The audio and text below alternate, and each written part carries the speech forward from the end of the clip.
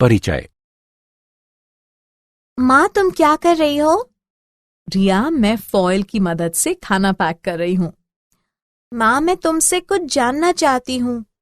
ये किस प्रकार का फॉयल है? ये एक एल्यूमिनियम फॉयल है जिसका इस्तेमाल पैकिंग में होता है। ठीक है माँ, लेकिन एल्यूमिनियम पतली फॉयल में कैसे बदल जाता है? ठीक है, मैं तुम्हें बताती हूँ। एल्यूमिनियम भूपर्टी पर सर्वाधिक मात्रा में पाई जाने वाली धातु है। इसका निष्कर्षण प्रकृति में पाए जाने वाले बॉक्साइट अयस्क से किया जाता है। इसके बाद धातु को वांछित आकृतियों में ढाला जाता है। ठीक है माँ, मुझे मेरे प्रश्न का उत्तर मिल गया। मैं इस विषय में कुछ और जानना चाहती हूँ। बच्चों, आज हम तत्वों के निष्कर्षण के सामान्य सिद्धांतों एवं प्रक्रमों की जानकारी प्राप्त करेंगे।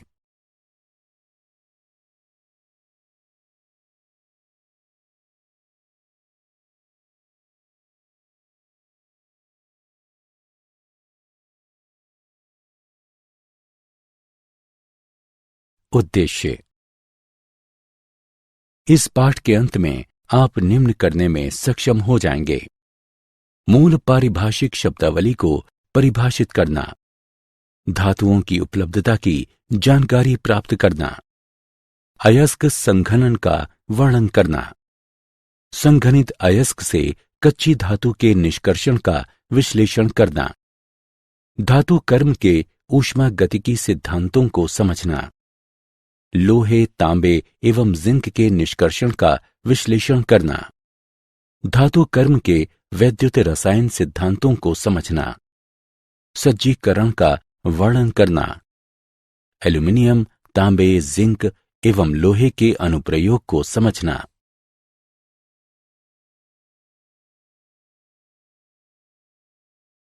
परिभाषा। अयस्क वो खनिज जिससे धातु का निष्कर्षण सुविधापूर्वक एवं मितव्ययिता से किया जाता है, अयस्क कहलाता है। अब अयस्क गैंग खनिजों में मौजूद मिट्टी एवं अवांछित पदार्थों को अब अयस्क यानी गैंग कहते हैं। धातु कर्म अयस्कों से धातुओं के निष्कर्षण एवं पृथक्करण की प्रक्रिया को धातु कर्म कहते हैं। अयस्कों से धातुओं के निष्कर्षण एवं पृथक्करण की प्रक्रिया के निम्न 3 मुख्य चरण होते हैं। अयस्क का सांद्रण, सांद्रित अयस्क से धातु का पृथक्करण एवं धातु का शुद्धिकरण।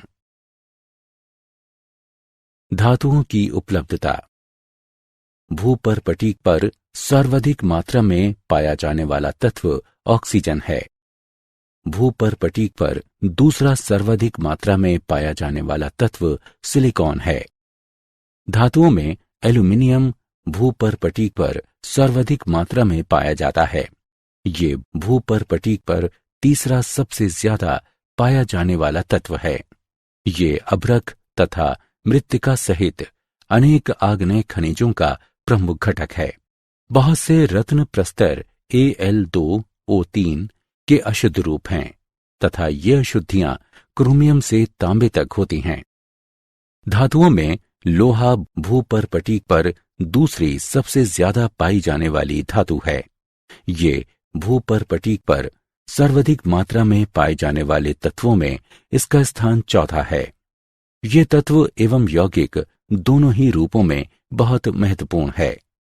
ये हीमोग्लोबिन में पाया जाता है जो ऑक्सीजन के वाहक के रूप में कार्य करता है।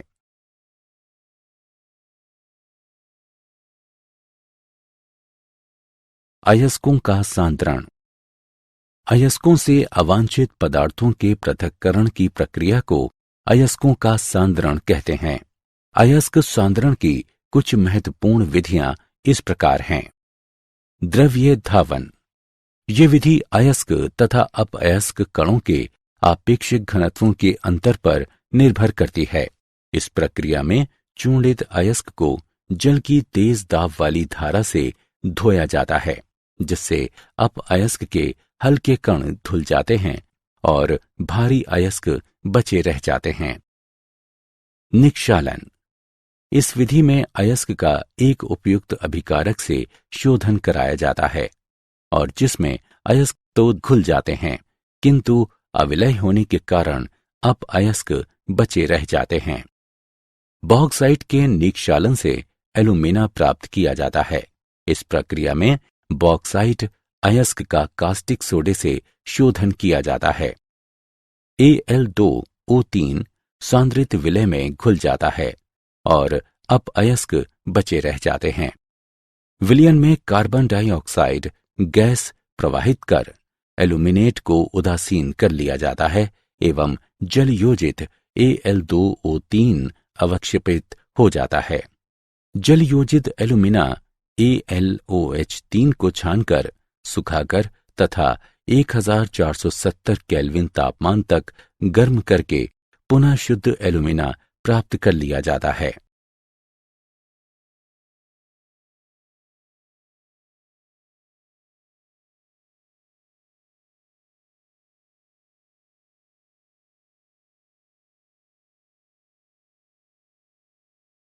चुंबकीय पृथक्करण।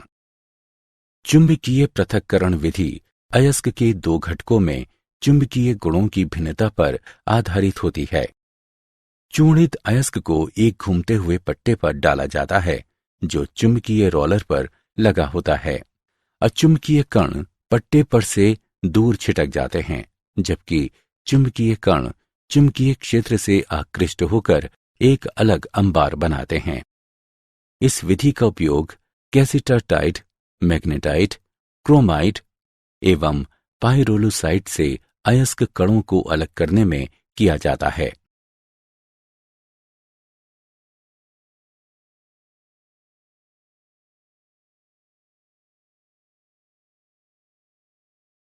झाग प्लवन विधि। इस विधि का उपयोग मुख्यतः सल्फाइड अयस्कों के सांद्रण में किया जाता है। इस प्रक्रिया में निहित नियम ये है कि सल्फाइड अयस्क कण चीड़ के तेल से तथा मैल के कण पानी से भिगोए जाते हैं। इस विधि में चूर्णित अयस्क का पानी मिलाकर घोल बना लिया जाता है। फिर इसमें चीड़ का तेल, वसा अम्ल एवं जैंथेट जैसे संग्राही तत्व मिला दिए जाते हैं। झाग को स्थिर करने वाले क्रिसॉल, एनिलीन जैसे घटक उसे स्थिर कर देते हैं। अयस्क कण तेल से तथा मैल के कण पानी से भीग जाते हैं। एक घूमता पैडल मिश्रण को हिलाता है तथा इसमें स्थित वायु को खींच लेता है। परिणाम स्वरूप झाग बनता है जिसमें अयस्क के कण एकत्रित हो जाते हैं। झाग हल्का होता है जिसे मथकर निकाल लिया जाता है। फिर इसे अयस्क के कण प्राप्त करने के लिए सुखाया जाता है। सांद्रित अयस्क से कच्ची धातु का निष्कर्षण। सांद्रित अयस्कों को अपचयन के लिए उपयुक्त प्रारूपों में परिवर्तित करना आवश्यक है। ऑक्साइड का अपचयन आसानी से हो जाता है।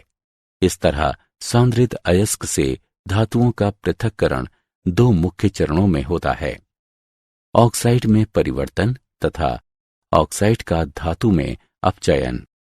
ऑक्साइड में परिवर्तन। सल्फाइड एवं कार्बोनेट अयस्क की तुलना में ऑक्साइड आसानी से अपचयित होते हैं। ऐसा दो विधियों से किया जाता है, निष्पापन एवं भर्जन। निष्पापन। इस प्रक्रिया में वाष्पशील पदार्थों के निष्कासन के लिए अयस्क को गर्म किया जाता है। परिणाम स्वरूप धातु ऑक्साइड शेष रह जाता है। भर्जन। इस प्रक्रिया में अयस्क को वायु की नियमित आपूर्ति के साथ धातु के गलनांक से नीचे के तापमान पर गर्म किया जाता है। सल्फाइड अयस्क को भर्जन द्वारा ऑक्साइड में परिवर्तित किया जाता है। ऑक्साइड का धातु में अपचयन। धातु ऑक्साइड को धातु में बदलने की प्रक्रिया को अपचयन कहते हैं। इस प्रक्रिया में धातु की अभिक्रियाशीलता के आधार पर एक उपयुक्त अपचायक की आवश्यकता होती है। उदाहरण के लिए कार्बन, कार्बन मोनोऑक्साइड, एल्यूमिनियम एवं मैग्नीशियम।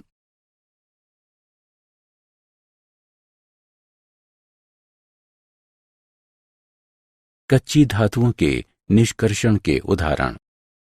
आइए कच्ची धातुओं के निष्कर्षण का एक उदाहरण लें। निम्न में से प्रत्येक में धातुओं के निष्कर्षण सिद्धांत का वर्णन करें। SnO2 से Sn, ZnO से Zn, Cr2O3 से Cr। आइए उत्तर देखें। 1. SnO2 से Sn का निष्कर्षण कार्बन को अपचायक के रूप में प्रयोग कर किया जाता है। Sn एक कम क्रियाशील धातु है। 2. ZnO से Zn का निष्कर्षण कार्बन मोनोऑक्साइड को 1600 केल्विन तापमान पर अपचायक के रूप में प्रयोग कर किया जाता है। 3. Cr2O3 से Cr का निष्कर्षण एल्यूमिनोथिमिक प्रक्रिया द्वारा किया जाता है।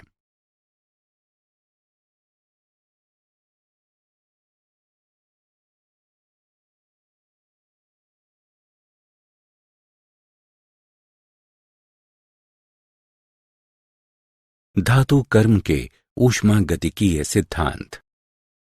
धातु कर्मीय परिवर्तनों के सिद्धांत को समझने में गिब्स ऊर्जा हमारी सहायता करती है। किसी प्रक्रम के लिए किसी विशिष्ट तापक्रम पर गिब्स ऊर्जा में परिवर्तन डेल्टा जी का वर्णन निम्न समीकरण की सहायता से किया जाता है। डेल्टा जी बराबर डेल्टा एच घटा टी डेल्टा एस, जहां डेल्टा एच एंथैल्पी में परिवर्तन है तथा डेल्टा एस एंट्रोपी में परिवर्तन है। जब डेल्टा जी का मान ऋणात्मक होगा तभी अभिक्रिया आगे बढ़ेगी। यदि किसी निकाय में दो अभिक्रियाओं के अभिकारकों तथा उत्पादों को एक साथ रखा जाए और दोनों संभव अभिक्रियाओं का परिणामी डेल्टा जी ऋणात्मक हो तो समग्र अभिक्रिया संपन्न होगी। एलिंघम आरेख। तापमान के साथ मुक्त ऊर्जा में परिवर्तनों का आरेख एलिंघम आरेख कहलाता है। यह आरेख धातुओं के अयस्कों से उनके निष्कर्षण को समझने एवं पूर्वानुमान लगाने में सहायक होते हैं। एलिंघम आरेख में रेखा की ऊंचाई ऑक्साइड की अस्थिरता को दर्शाती है। रेखा जितनी अधिक ऊंची होगी डेल्टा जी का मान उतना ही धनात्मक होगा और ऑक्साइड का बनना उतना ही कम संभव होगा। जिन धातुओं के लिए ऑक्साइड बनाने वाली मुक्त ऊर्जा अधिक ऋणात्मक होती है वे उन धातुओं का अपचयन आसानी से कर सकती हैं जिनके लिए ऑक्साइड बनाने वाली मुक्त ऊर्जा अपेक्षाकृत कम ऋणात्मक होती है।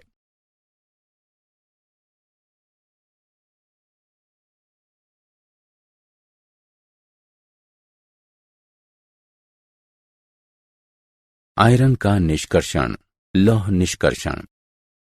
धातुओं में भूपर्पटीक पर दूसरे स्थान पर सर्वाधिक मात्रा में पाई जाने वाली धातु लोहा है। लोहे के मुख्य अयस्क हैं हेमेटाइट या लाल लौह अयस्क, लेवोनाइट या भूरा लौह अयस्क, मैग्नेटाइट एवं सिट्राइट। लोहे को अधिकतर उसके ऑक्साइड अयस्कों से ही निष्कर्षित किया जाता है। इन अयस्कों में 20 से 55% तक लोहा होता है। अयस्क का सांद्रण। मिट्टी, रेत इत्यादि के मैल कण चूर्णन क्रिया से दूर किए जाते हैं। निस्तापन एवं भर्जन।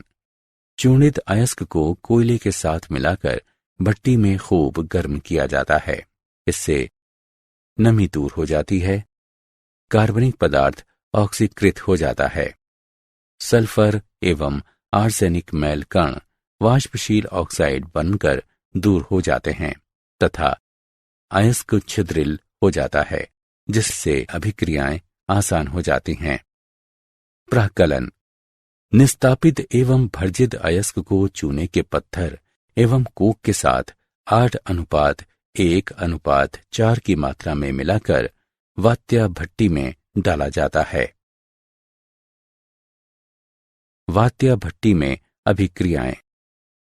वात्या भट्टी रिफ्रैक्टरी ईंटों से बनी एक लंबी चिमनी नुमा संरचना होती है। भट्टी में गर्म हवा पेंदे से प्रवाहित की जाती है। जैसे जैसे चार्ज नीचे आता है, ये उच्च तापमान क्षेत्र से गुजरता है। वात्य भट्टी के अलग अलग हिस्सों में तापमान की भिन्नता के कारण अलग अलग क्षेत्रों में विभिन्न प्रकार के रासायनिक परिवर्तन होते हैं। दहन क्षेत्र, ये भट्टी का सबसे निचला हिस्सा है। यहाँ गर्म वायु के झोंके से कोक जल उठता है। इस क्षेत्र का तापमान 1500 डिग्री से 2000 डिग्री सेल्सियस तक होता है। कार्बन डाइऑक्साइड ऊपर की ओर जाकर रक्तिम गर्म कोक से मिलती है। अपचयन का ऊपरी क्षेत्र, ये भट्टी का सबसे ऊपर का हिस्सा है। इस क्षेत्र का तापमान 250 डिग्री से 700 डिग्री सेल्सियस तक होता है। यहाँ कार्बन मोनोऑक्साइड आयरन के ऑक्साइड को स्पॉन्जी आयरन में अपचयित कर देती है। अपचयन का निम्न क्षेत्र, भट्टी के मध्य भाग में 1000 डिग्री से 1200 डिग्री सेल्सियस तापमान में अंतिम अपचयन होता है। कार्बन मोनोऑक्साइड से प्राप्त कार्बन लोहे के साथ अभिक्रिया करता है तथा मैल के कण भी गलित लोहे में घुल जाते हैं। फ्यूजन यानी विलयन क्षेत्र, जहाँ का तापमान 1200 डिग्री से 1500 डिग्री सेल्सियस तक होता है। चूने का पत्थर कैल्शियम ऑक्साइड में अपघटित हो जाता है। ये एक प्रगलक के रूप में कार्य करता है तथा SiO2 एवं Al2O3 जैसी अशुद्धियों को धातु मल बनाकर अलग कर देता है। गलित लोहा वात्य भट्टी की तली में इकट्ठा हो जाता है। धातुमल हल्का होने के कारण गलित लोहे के ऊपर तैरता है। धातुमल को धातुमल छिद्र में से प्रवाहित कर अलग कर दिया जाता है।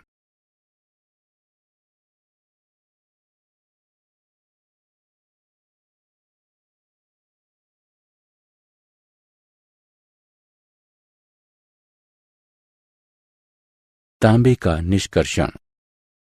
तांबा प्राकृतिक एवं युक्त दोनों ही रूपों में पाया जाता है। ये मुख्यतः सल्फाइड, ऑक्साइड और कार्बोनेट रूपों में पाया जाता है। तांबे के निष्कर्षण के मुख्य चरण: सांद्रण, भर्जन, प्रकलन। सांद्रण, सल्फाइड अयस्क को बारीक चूर्ण में बदलकर झाग प्लवन विधि द्वारा सांद्रित किया जाता है। भर्जन, सांद्रित अयस्क को वायु की प्रचुर मात्रा में परावर्तनी भट्टी में भर्जित किया जाता है। प्राकलन, भर्जित अयस्क को थोड़े से कोक एवं रेत के साथ मिलाकर वायु की प्रचुर मात्रा में वाटर जैकेटेड वात्य भट्टी में गर्म किया जाता है। बचा हुआ अधिकतर आयरन सल्फाइड भी ऑक्साइड में परिवर्तित हो जाता है। ये सिलिका से अभिक्रिया करके आयरन सिलिकेट के रूप में धातुमल बनाता है।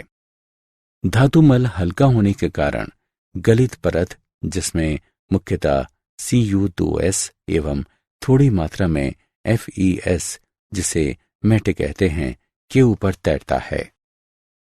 बिसेमराइजेशन, गलित मेटे को चूने के बेसिक आरेख वाले बेसेमर कन्वर्टर में डाला जाता है।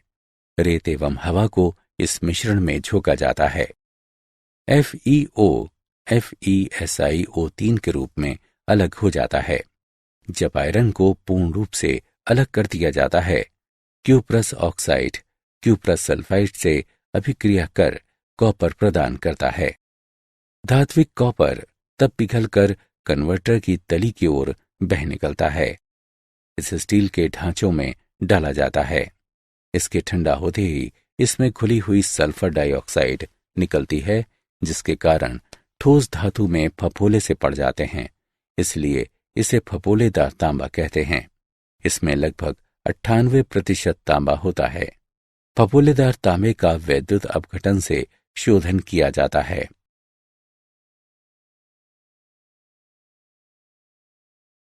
जिंक का निष्कर्षण। चूंकि जिंक कॉपर से अधिक क्रियाशील है, इसलिए जिंक ऑक्साइड का अपचयन Cu2O के ताप से अधिक तापमान पर कोक द्वारा किया जाता है। तापन के लिए ऑक्साइड की कोक तथा मृदा के साथ छोटी छोटी ईंटें बनाई जाती हैं। उत्पन्न हुई कार्बन मोनोऑक्साइड भी जिंक ऑक्साइड का जिंक में अपचयन कर सकती हैं। अशुद्ध जिंक को स्पेल्टर कहते हैं। धातु को आस्वित कर तथा तीव्र शीतलन द्वारा शोधित किया जाता है।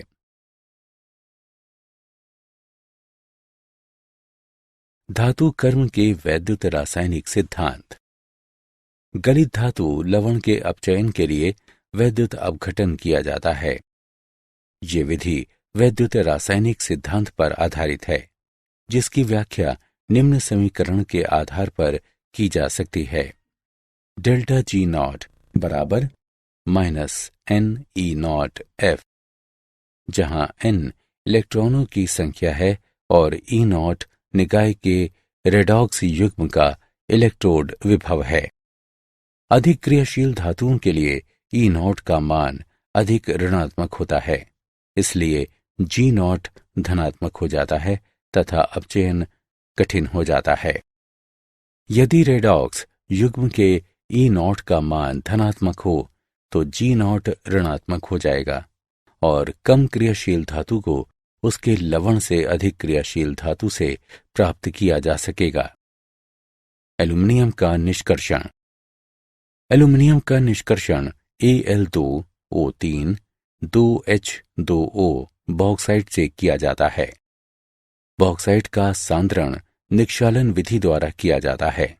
शुद्ध Al2O3 में Na3 Al F6 या CaF2 मिलाया जाता है, जिससे मिश्रण का गलनांक कम हो जाता है और इसमें चालकता आ जाती है। वैद्युत अपघटन की इस प्रक्रिया को हॉल हेरॉल्ट पराक्रम कहते हैं। फ्यूज्ड मिश्रण को ग्रेफाइट छड़ों के बने एनोड तथा कार्बन परत के बने कैथोड से वैद्युत अपघटित किया जाता है। ग्रेफाइट एनोड धात्विक ऑक्साइड को धातु में अपचयित करने में सहायता करता है।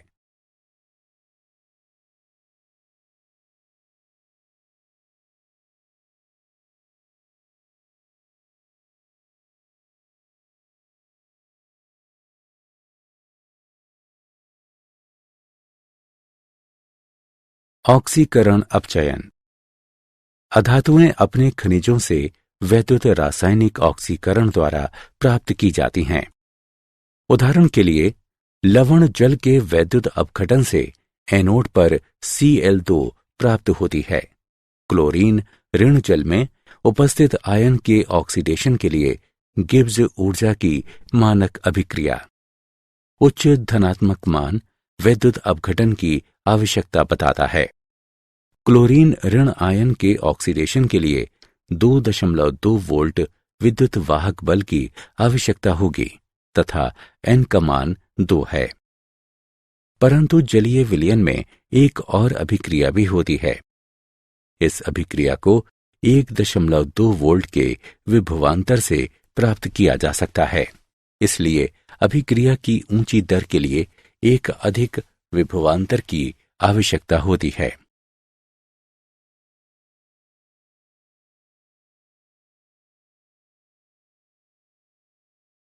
शोधन। निष्कर्षण से प्राप्त धातुओं में सामान्य रूप से कुछ मैल कण मिले होते हैं। उच्च शुद्धता की धातु प्राप्त करने के लिए अनेक विधियां प्रयोग में लाई जाती हैं।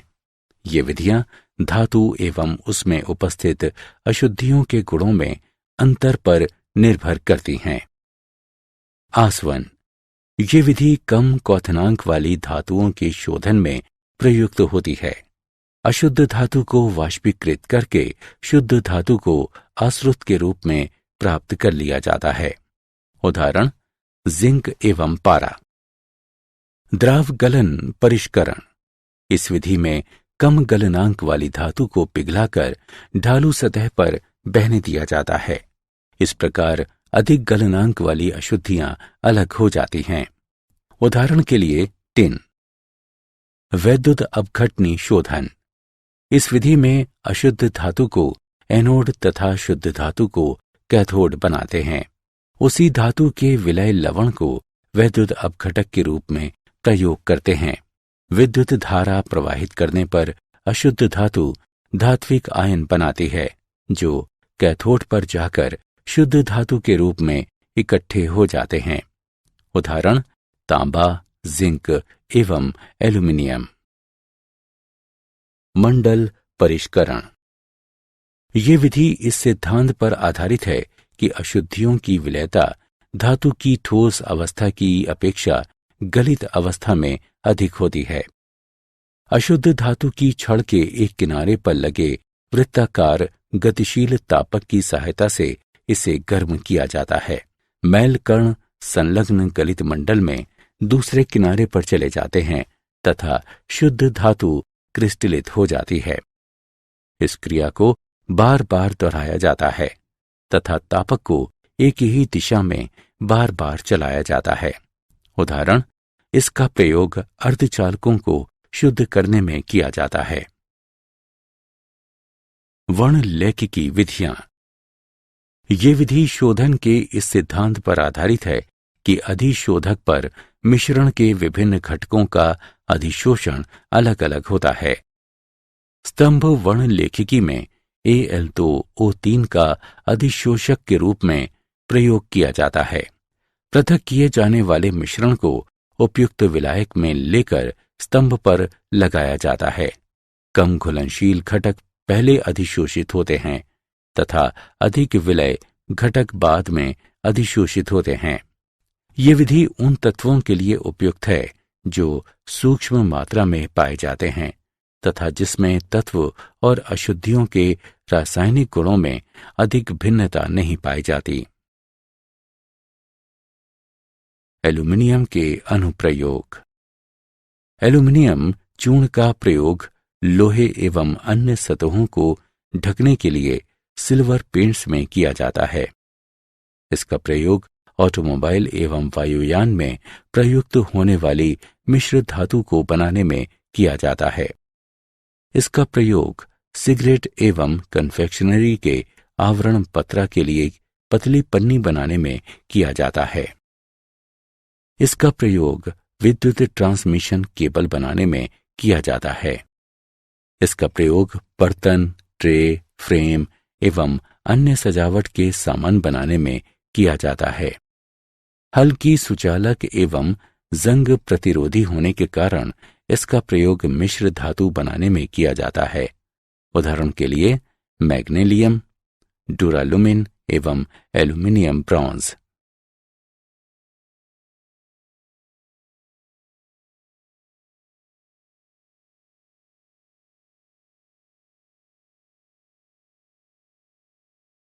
तांबे के अनुप्रयोग।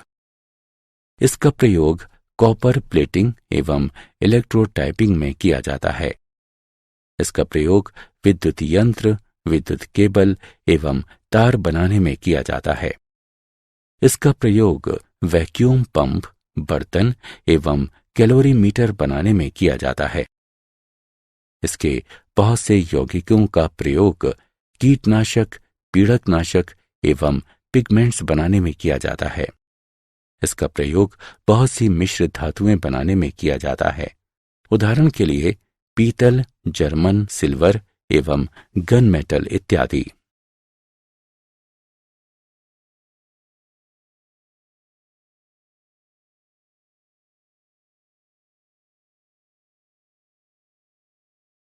जिंक के अनुप्रयोग।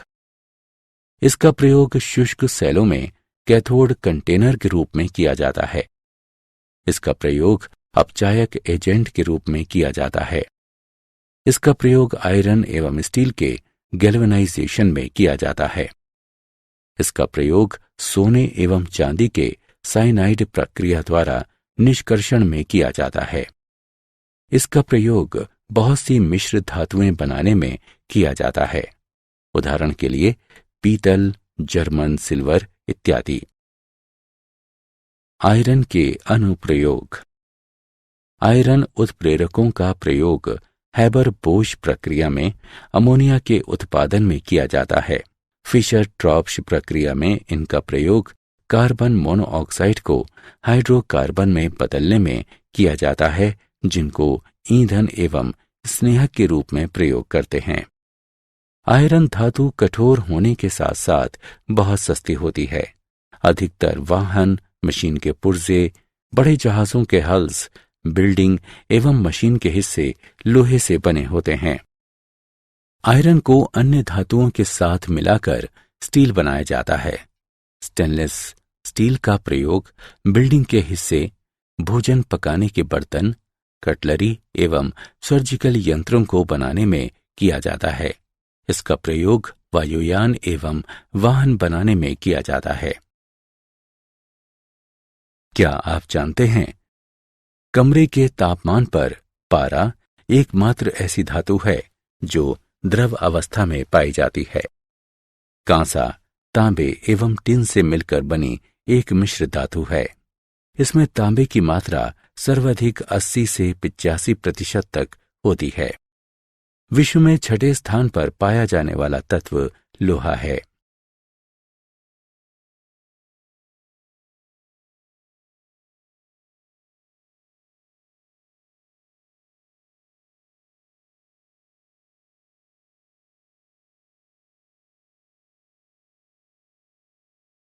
सारांश। आइए हमने जो कुछ सीखा है उसे संक्षेप में दोहराएं। वो खनिज जिससे धातु का निष्कर्षण सरलता एवं आर्थिक सुगमता से होता है, अयस्क कहलाता है। अयस्कों से अवांछित पदार्थों के पृथक्करण की प्रक्रिया को अयस्कों का सांद्रण कहते हैं। झाग प्लवन विधि का प्रयोग मुख्यतया सल्फाइड अयस्कों के सांद्रण में होता है। तापमान के साथ मुक्त ऊर्जा में परिवर्तनों का आरेख एलिंघम आरेख कहलाता है। गलित धातु लवण के अपचयन के लिए वैद्युत अपघटन किया जाता है। ये विधि वैद्युत रासायनिक सिद्धांत पर आधारित है। उच्च शुद्धता की धातु प्राप्त करने के लिए अनेक विधियां प्रयोग में लाई जाती हैं। ये विधियां धातु एवं उसमें उपस्थित अशुद्धियों के गुणों में अंतर पर निर्भर करती हैं। इन विधियों को शोधन कहते हैं। मंडल परिष्करण विधि इस सिद्धांत पर आधारित है कि अशुद्धियों की विलयता धातु की ठोस अवस्था की अपेक्षा गलित अवस्था में अधिक होती है। वर्णलेखिकी विधि शोधन के इस सिद्धांत पर आधारित है कि अधिशोषक पर मिश्रण के विभिन्न घटकों का अधिशोषण अलग अलग होता है।